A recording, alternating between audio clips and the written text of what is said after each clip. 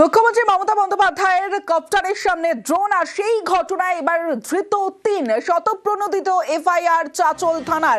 মমতা বন্দ্যোপাধ্যায়ের কপ্টারের সামনে যে ড্রোন সেই ঘটনায় ধৃত 3। সরাসরি চলে যাবো, আমার সঙ্গে প্রতিনিধি রয়েছে।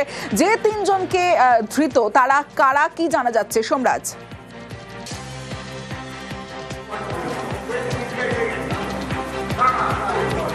কথা বলবো তার আগে আরো একবার জানিয়ে রাখি, মালতীপুর থেকে গাজলের উদ্দেশ্যে যখন মমতা বন্দ্যোপাধ্যায়ের কপ্টার রওনা দেবে ঠিক সেই সময় কপ্টারের সামনে এই ড্রোন, রহস্যময় ড্রোন, যে ছবি আপনারা দেখছেন রহস্যময় ড্রোন, এবং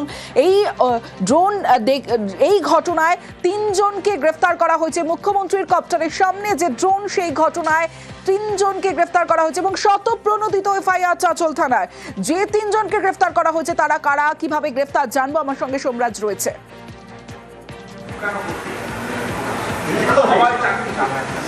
দেখো, মুখ্যমন্ত্রী যেহেতু একজন, তিনি Z+ ক্যাটাগরি প্রোটেক্টি, এবং সেই কারণে মুখ্যমন্ত্রীর হেলিকপ্টার ওড়ার আগে যেভাবে একটি রহস্যজনক ড্রোনকে দেখা যায়, যা নিয়ে ক্ষোভ প্রকাশ করেছিলেন মুখ্যমন্ত্রী। শুধু তাই নয়, গোটা বিষয়টি নিয়ে নিরাপত্তা অধিকর্তা তরফেও উদ্বেগ প্রকাশ করা হয়েছিল এবং তারপরেই মালদার চাচল থানার তরফে একটি শতপ্রণোদিত মামলা রুজু করা হয়েছে ইতিমধ্যেই বলেই জানা যাচ্ছে সূত্র মারফত।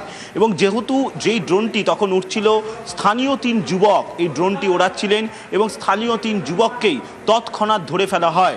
যেহেতু মুখ্যমন্ত্রী হেলিকপ্টার যখন উড়বেন, তিনি যখন সভা শেষ করে হেলিকপ্টারের উদ্দেশ্যে যাচ্ছিলেন, তখনই নজরে আসে যে একটি রহস্যজনক ড্রোন সেটি আকাশে রয়েছে এবং তারপরেই তা নজরে আসার পর কর্তব্যরত যারা পুলিশ আধিকারিক ছিলেন তাদের নজরে আনা হয়।